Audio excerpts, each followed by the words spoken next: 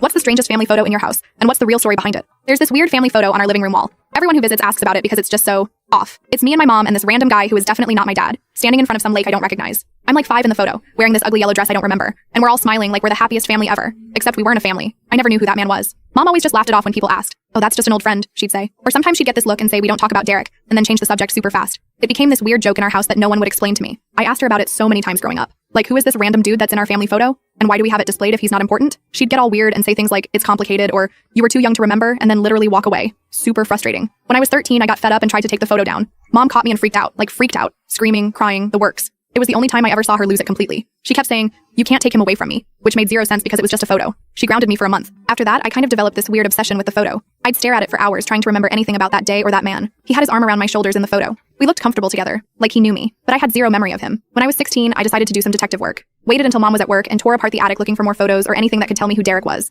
Found nothing. Not a single other photo of him anywhere. Which was weird because Mom kept everything. Every school paper, birthday card, random craft project I ever made. But nothing about this man who was important enough to be in our only displayed family photo. I started asking family members. My Aunt Wilda, Mom's sister, got super uncomfortable when I brought it up. Said something about how some things are better left in the past and changed the subject. My grandma straight up told me never to mention that man to my mother again. Said it would only bring her pain. I even did one of those ancestry DNA tests secretly hoping to find some unknown relatives that would lead me to Derek. Nothing came of it though. Just confirmed what I already knew about my family tree. Then last year Mom got diagnosed with early onset Alzheimer's. It hit hard and fast. Within months, she was having really bad days where she didn't recognize me or know where she was. It was brutal watching her fade away like that. On her good days, I tried asking about the photo again. Figured if she was losing her memories anyway, maybe she'd finally tell me the truth. But she'd just get confused or change the subject. On her bad days though, that's when things got weird. She'd sometimes look at the photo and start crying. One time she saw me looking at it and called me Talia. My name is not Talia. When I corrected her, she got angry and insisted that I was Talia. And why was I playing such a cruel joke on her? As her condition got worse, she started having these moments where she'd talk to people who weren't there. One night I heard her in the living room at 3 a.m. having a full conversation with someone. When I went downstairs, she was standing in front of the photo, crying and apologizing over and over to Derek, begging him to forgive her,